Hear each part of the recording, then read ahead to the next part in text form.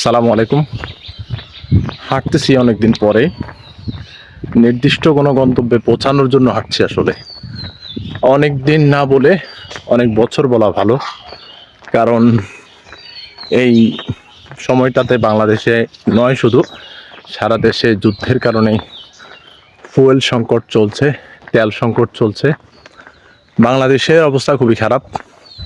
তারপরও সরকার তেলের দাম বাড়ায়নি, স্পেশালি অপরিবর্তিত রেখেছে।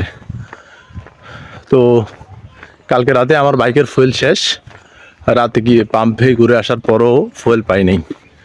সেজন্য নির্দিষ্ট গন্তব্যে যাওয়ার জন্য অনেকদিন পর হাঁটছি। একটা গ্রামের রাস্তা দিয়ে হাঁটছি, গ্রামের পাকা রাস্তা। এখন বিষয়টা হচ্ছে ফুয়েল সংকট, কিন্তু আমরা বাংলাদেশিরা আসলে কতটা সচেতন। আমি যখন বের হই মনে হয় 8টার দিকে, তখন আমি দেখতে পেলাম যে একটা দোকানের পাশে লাইট জ্বলতেছে। দিনের বেলায় লাইট জ্বলছে।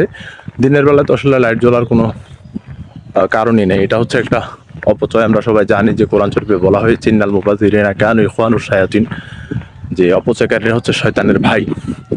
তো সুতরাং আমরা কিন্তু অপচয়টা করছি। আমরা বিনা কারণে ইলেকট্রিসিটি কনজাম করছি এবং ইলেকট্রিসিটিটা নষ্ট হচ্ছে।